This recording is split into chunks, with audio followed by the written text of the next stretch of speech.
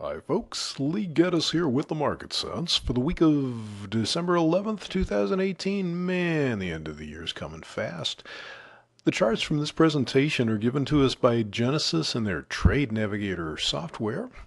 And looking at a weekly bond market chart here, you can see after a little bit of sideways pattern here with a slightly upward bias, they have clearly broken out to the upside in a major way.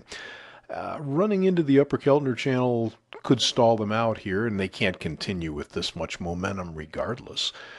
So this week is, well, I don't want to say a waste of time, but we're looking at potential resistance up all the way above 145. And then the potential support is down here. This upper moving average is around 141.11. So they could drop all the way down to 141.11, and that would simply be normal support to a strong uptrend. The greatest likelihood for this week is really that they don't trade either of those. They need to take some time to consolidate the big move they've just had, and that could take more than a week before they do that. So it won't surprise me if they don't go higher. It also won't surprise me if they don't get down to support either. Just sort of a quieter week, consolidation to see what they want to do next. That's really the most likely, and of course that doesn't provide much of any opportunity for us. Stocks, well, stocks are really interesting to me. Last week had this huge move down here and a close near the low.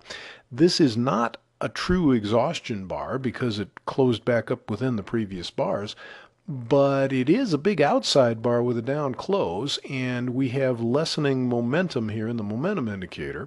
So all of these things suggest that they might be due for a bounce here. Of course, bounce doesn't necessarily mean anything trendy. It could just mean a bounce. The support is basically down at 25.67, which they have not been anywhere near. That's not a big surprise. They did take out the previous low and recover, and that might be all that's necessary to create a low of some degree. We'd be kind of looking for a move back up to the 2693 area. That's that middle moving average, the green line here. That's the normal move we could expect. But boy, 2775 up here at the upper moving average, very possible, and it wouldn't necessarily be significant. I mean, if you're long, it'd be wonderful, right? But it doesn't really indicate a trend of any kind. It's just the volatility's that high, and that's what they could do. So I think you got to be a little biased to the upside this week, but there's nothing low risk here because the volatility's high enough that the swings are pretty substantial.